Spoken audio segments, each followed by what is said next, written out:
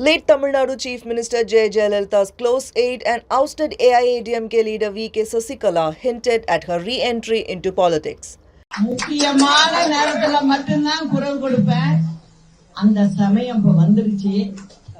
அதனால இனிமே ஒண்ணு கவலைப்படாம இருங்க. நிச்சயமா விரைவில் நானும் சுற்றுப்பயணம் வரப்போறேன். பட்டி எல்லாம் போய் மக்கள்கிட்ட நான் கேட்க போறேன். இன்னைக்கு இந்த திமுகவோட சலசலப்பெல்லாம் எப்படி ஆக போகுது அப்படிங்கறத பாருங்க. நான் அன்னைக்கு கேட்கிற கேள்விகளுக்கு திமுக சரியான பதில சொல்லணும். She declared that her return had begun and vowed to bring back Jayalalitha's rule by winning the 2026 assembly polls. After many failed attempts to regain control of the AIADMK, Sasikala told her supporters that the time was right for her to make a comeback.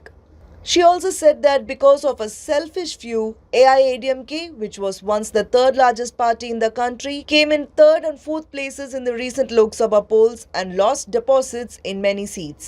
இதற்கு என்ன காரணம் என்றால் ஒரு சில சுயநலவாதிகள் இந்த இயக்கத்தை இந்த அளவுக்கு எடுத்து சென்றுள்ளனர்.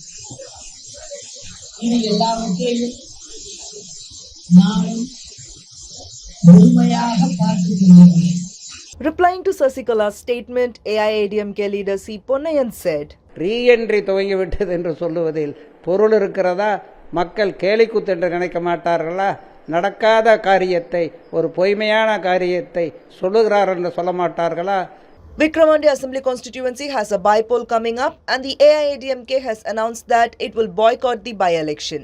Sasikala said boycotting the poll is not correct under the current circumstances. She said AIADMK must become strong and protect Tamil Nadu from DMK. She promised to complete Jayalalitha's unfinished work and make the party stronger.